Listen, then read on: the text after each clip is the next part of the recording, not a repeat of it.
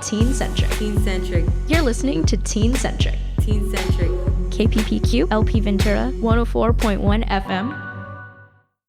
Welcome to Teen-centric, everybody. I'm in the studio right now, and my guest today is Gabriel. How you doing, Gabriel?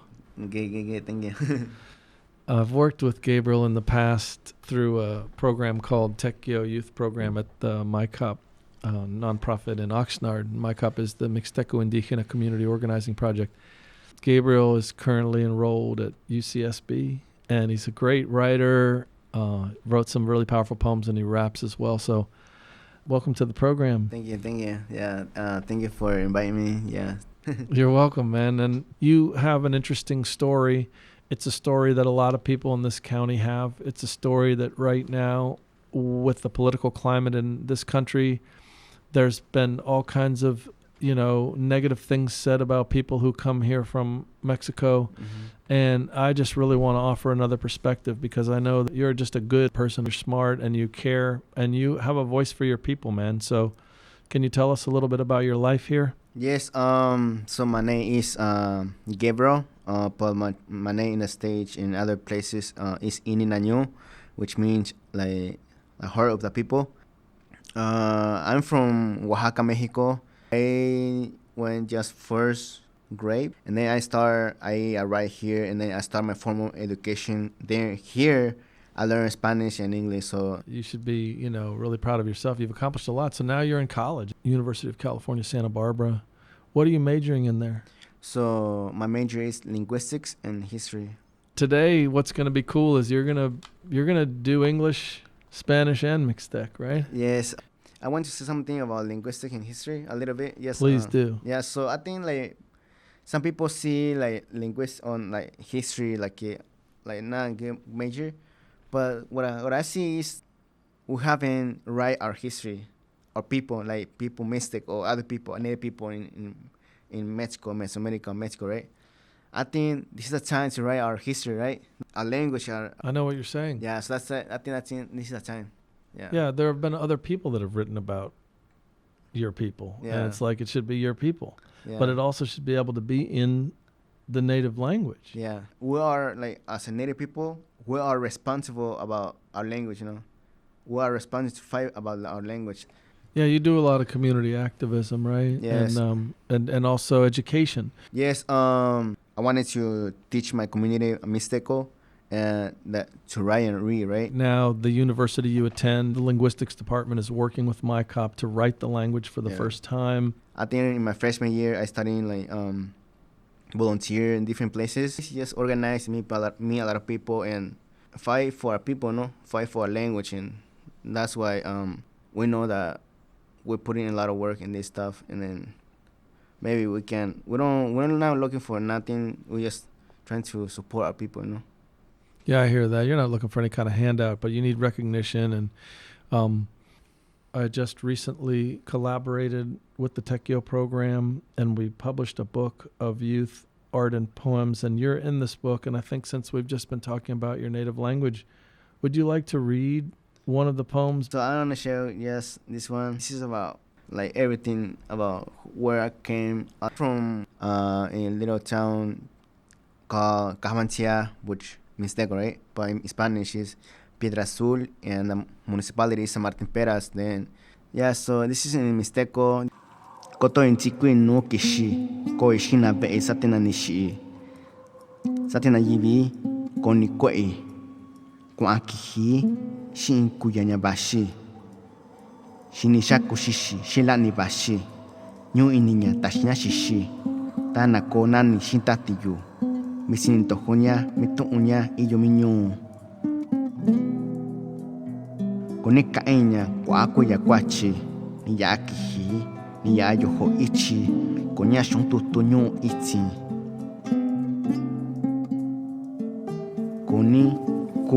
Koni kun, kui kuyanya biti, saba konya ankantia hikachini, konya na jivi na kontia inichichi. Njikuna jivi ndaku kachini na shaa seena kosihi na shiina kutati ini nyu lani tabi ini nya na koe nani katnu iyo kuyanti kui koe shimina natnu nati yoho Zikwinu, Sapinu, Shatni, Kotoi. So you come over to this country, you're 14, you don't even speak the language. Was Oxnard the first place you came to? Yeah, we walked like 7 days in the desert, and it was night. We didn't walk on day because it was dangerous. So at night we always walk, run, and we just were sleeping but running. And I remember that, and then I feel alone, because I don't know, even if you have your family, but you miss the noise of the people, you miss the food, you miss everything. And I was in the desert, and you don't have anything there. So, and then I arrived in Oaxaca. Yeah, so Oaxaca was my first. Your landing spot. Yes, the Shumas. Yeah. Oh yeah, The cool. Shumas. I arrived in Shumas lands. Yeah. Wow, that's cool. Yeah. Wow, so I've heard of sleepwalking. You just kind of coined this new term, sleep running. Sleep running. Yeah. So I was to be honest, I was running, but I remember I was just sleep. I was sleeping, I think. Wow, that is wild, man. You're gonna have to write about that one day. Yeah, I want to write about that, because it's people will relate to it, yeah. So. Yeah, some people will relate to it who've been through it. Yeah. But then there'll be people that will be like, "What is that?" So they need you to explain, when you're so exhausted and you would normally be sleeping, but that's when you have to move. Yeah. So I think that's our people, no? Our people always struggle, but they survive, and that's why our people is really strong, Your people are sleep runners. Yeah. So that's why I love my people. So. And so you came to this country and you only spoke your native language at the time. Yes. I speak 1, 2, 3 words in Spanish, but the only way I survive in school is because some people from different different towns, village, we're trying to talk to each other in Mixteco, right? Then because my teacher, she only speaks Spanish, and she gave me my homework in Spanish, and he helped me to translate it or help me a little bit with in Mixteco. Were you getting some support at the school? Yes, because as I mentioned before, my parents they don't know to read or nothing like that. They don't know Spanish, right? But they always told me that you have to find something. You have to find it and no matter what, and that's what I did, right? I remember one we call her Miss Rojas, and she always inspires us to get through this, She always cry for us, That's great. And I remember her, and I don't know, I'm hoping to find her, to give her thanks, just give her help, because I think she believes in us, She even we don't speak Spanish, Spanish or English. She believes in us, and that's the real people. I want really they trust, they trust us, and Somebody like that makes such a huge difference. Yeah. How old were you when you were working with her? 14, 15, freshman year, Romesa High School. Yeah, so Miss Rojas? Miss Rojas. So I hope one day I can find her and thanks her for everything. Yeah, you want to thank her. Well, Yeah, So- maybe in the future. right. That's cool. Well, we're giving a shout out to her right now. Yeah. That story is so important because I've also talked to other members of the Techio group, Yes. some of the youth in the book with you. Mm-hmm. And there were times where there's been a lot of frustration expressed, given the fact that there's a pretty high percentage of Indigenous kids at some of these schools. You would hope they could be more sensitive or doing a little bit more. I'm sure it's a challenge, and schools are always maxed out as far as time and needing money. But still in all, it's great to hear the story of Miss Rojas. In order to get succeed in your life, you have to be hunt your goals, right? You have to hunt it every time, trying to improve each day, Yeah, that's really good advice. One of the things I see with a lot of the young people I work with is if they have a home life that's not supportive, they're ready to give up, Or I could imagine too, if you're going to school and you're not feeling supported, then your tendency might be to shut down. But you're saying you have to just work a little harder to make it happen. Yeah. When you fight for that stuff and you earn it, Like you feel it, you feel the vibe, you feel it, everything, and that's a good thing.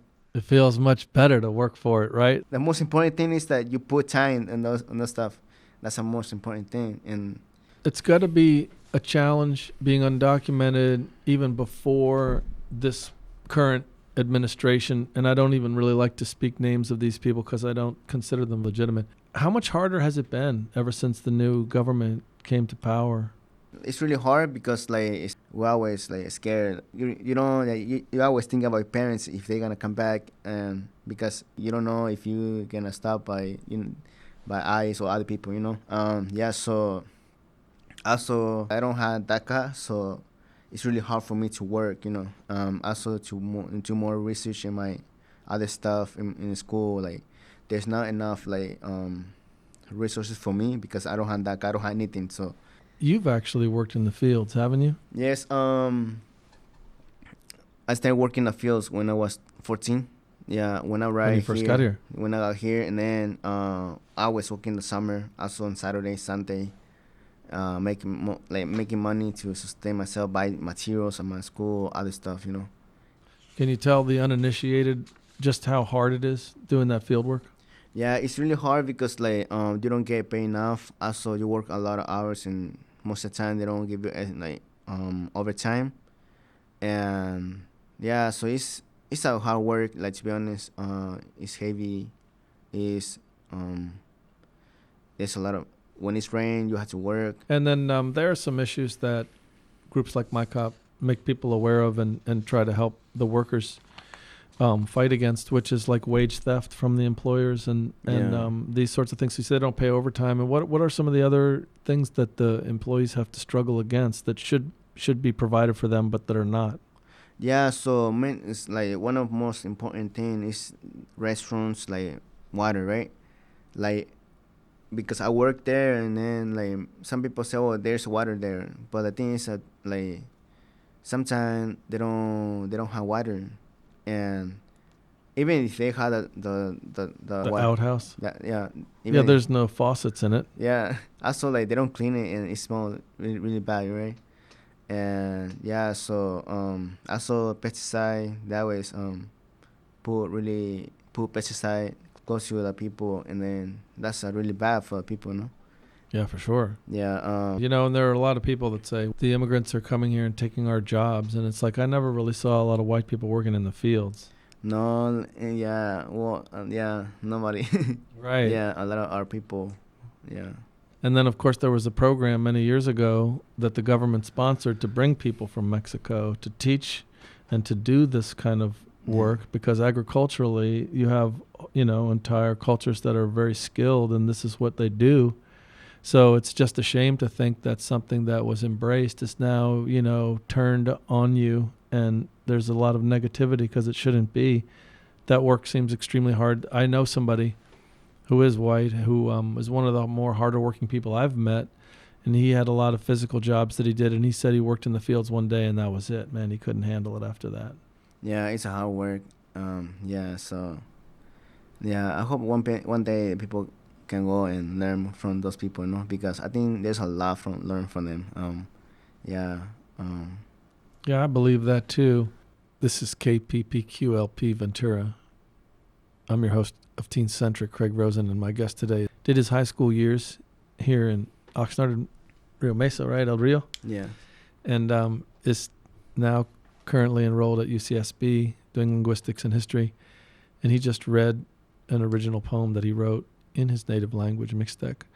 Maybe you can tell the audience about tones and how that is one aspect of the language that can change from village to village, and also how that's being represented visually. Yes, so language work in different, like each language had different consonants, vowels, and other stuff, right? But some village had 3 tones, like high, low, mid. Or some village had like high, low, mid, rising, and falling, and the tones make a different. Most of the time, word can have 3 definition, which could be high, or low, or mid, or high, low, mid, low. But that system is really it's really hard to learn. For me, it took me like years, not years, but like year to learn more about the tones, and then because each village had different tones, and then a language is so beautiful.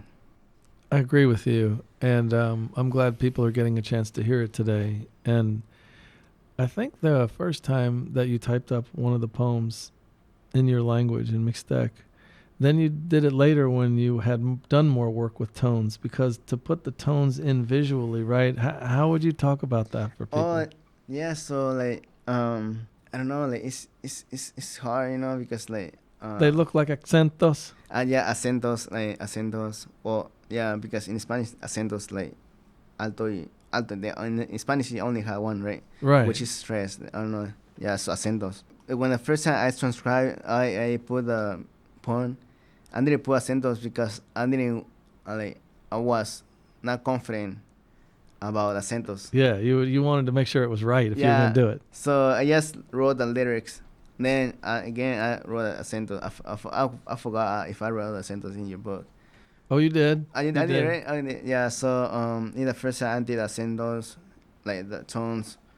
And then after that I continue working more on because I'm still sometimes I still struggle which accent is this one, which tones is this one. Yeah, I'm sure it's hard, man. Since we've just been talking about your native language, would you like to read one of the poems, maybe starting in English, Mixtec, and then Spanish, and then we can talk about it? It is a poem about working in the fields, and it's from the vantage point of a parent and the way that he's discriminated against as a worker. Yeah, a moment of happiness. Working under the sun, he thinks about his children's happiness and body of full sacrifice and scars. Working 12 hours a day, no breaks, all guts. The fields are his second home. Long days of hard work pass slowly. All you see is a sombrero of his head. Rain and shine, it doesn't matter.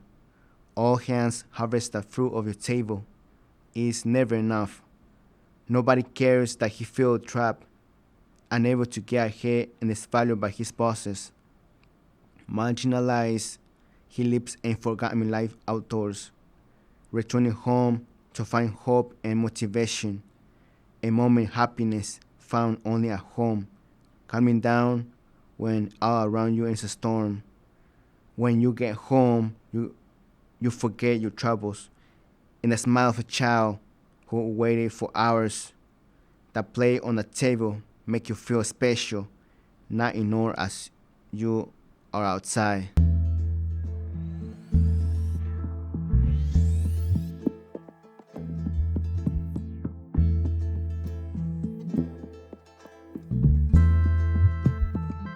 Nyo inira shaasera kosihinira shina.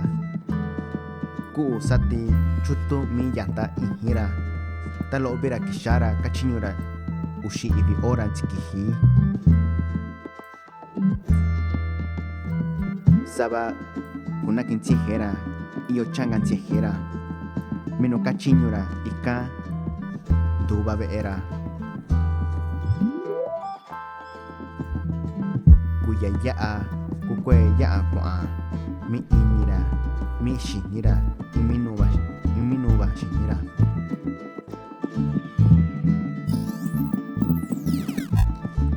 Iyo bara shamit kantihi mira kuntanga basha uyata daara chinura ku inu mushiton mi shitomira kunya mia nimina kontasha abia saba sa mitun ura iyo ira tihan da nyura na sharabe era.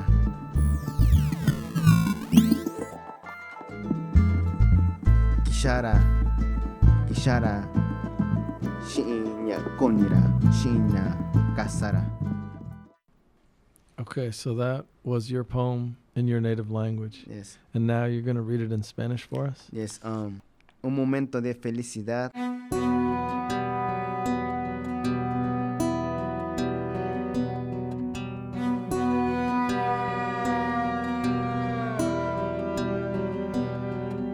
Pensando con sus hijos ser felices, su cuerpo lleno de sacrificios y de cicatrices. Es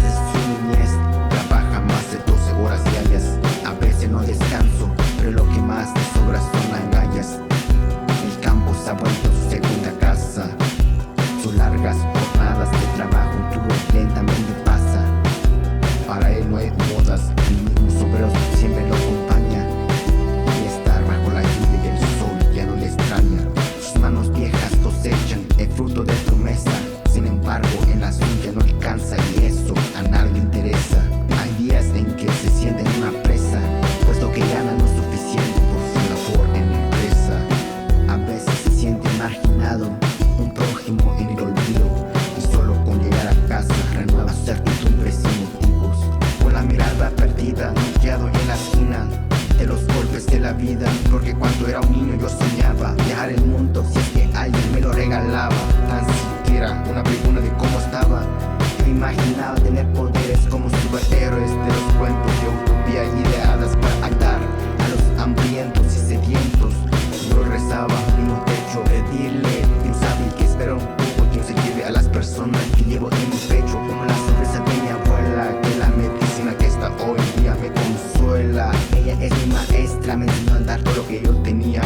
Pasa el tiempo, ahora que tengo 20, llevo siempre a los que ya no están presentes, a los amigos que cruzaron el puente de la muerte, a mi niñez como un tesoro indispensable, a mi familia que están ahí para apoyarme. Viejos tiempos que se van, viejos tiempos que ya no volverán. Yo estoy con el afán de querer reparar un pilar arrasado por un huracán.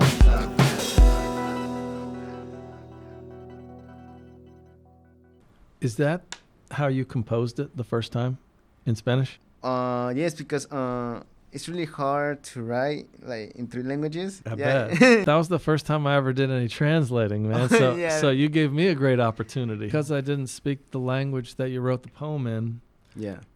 I had to kind of just talk to you about it to Yeah. try to get the essence of it. And Yeah. I think there was somebody who speaks Spanish that I know who looked at the book and went like, wow, this isn't a translation of that. I think that's the thing about the language, because well, people will say that, right? It's not literal. it's a little, right? But like just the thing is just give a message, you know. And Exactly. give a message, and then like because to be honest, like there's always a word that doesn't have like in English or in Mixteco, you know. Yeah, I remember that time like we were struggling like like the word bizarre. Oh, right. Yeah, I remember that. Right. Some of the languages don't have the exact words, so Yeah. you got to get the feeling. As people interested in words, it's really cool to actually, go through it like that. Yeah. It must have been so hard to be in high school, not speaking the language, all this different stimulation going on around you. And then, of course, there's even bullying among like some people who are Mexican American, but they aren't the indigenous. And so Mhm. then they run you down for your native heritage that way.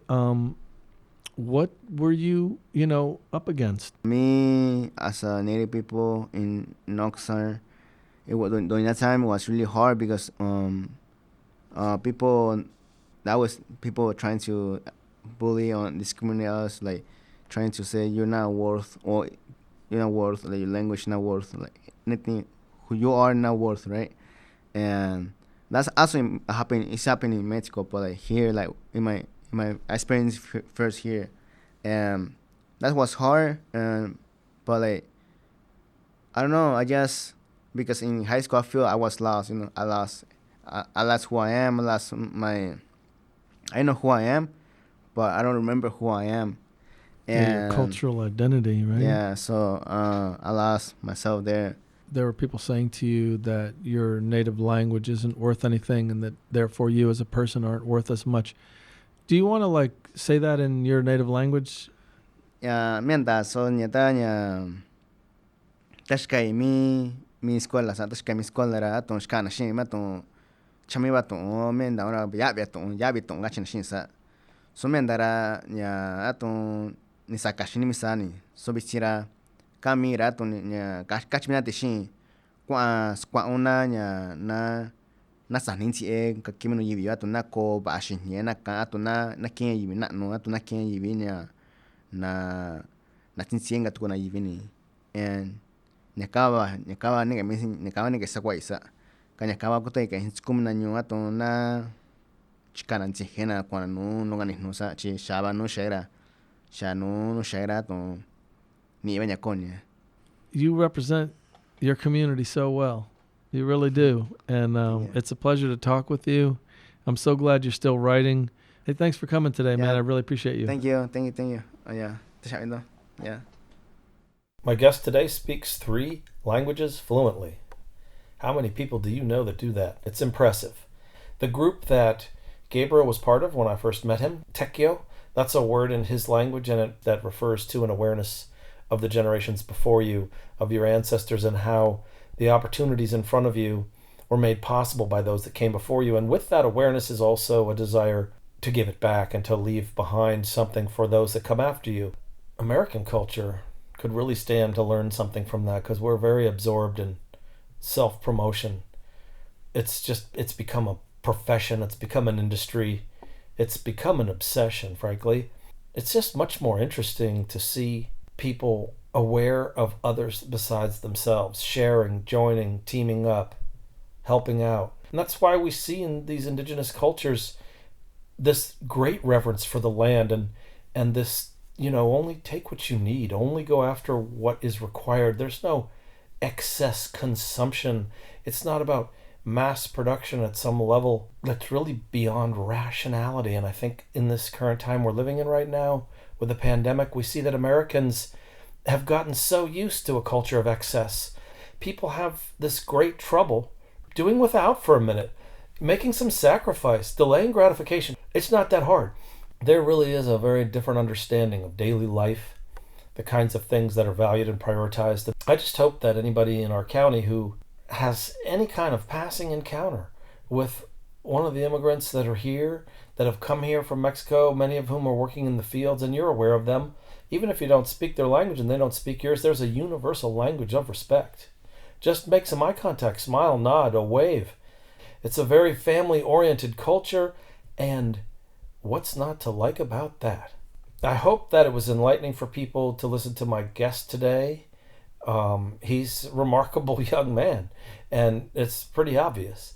So I really thank Gabriel for what he shared with us today, his language, his views, and his struggles. People need to hear about those kinds of struggles. There are a lot of people in this county that have gone through what he's gone through, and you hear that through it all, he has this positivity. He's not indicting the people that have discriminated against him and made his life difficult. He's really just trying to find a better day for himself, for his family, for the people he cares about. He deserves a lot of credit for that. This is Craig Rosen, host of Teen-Centric, and you're listening to KPPQ LP Ventura, 104.1 FM. This program is supported by funds from the California Arts Council's Jumpstarts program. The music you heard today accompanying the poetry, there were 2 songs behind the poems recited in Mixteco that were composed and performed by Juan D. Mendoza and Ventura. And the music behind the poem he recited in Spanish was composed and performed by Nick Salcedo, owner and operator of Wild Boar Recording Company in Camarillo. If you're interested in learning more about the Indigenous community here in Ventura County, I encourage you to look up the nonprofit organization MyCop. You can find them at www.mixteco.org. It's MIXTECO.org. This program does not necessarily represent the opinions of KPPQ. You can hear Teen-Centric Mondays at 11:30 a.m., Thursdays at 1:30 p.m., and Fridays at 9 a.m. Thanks for tuning in.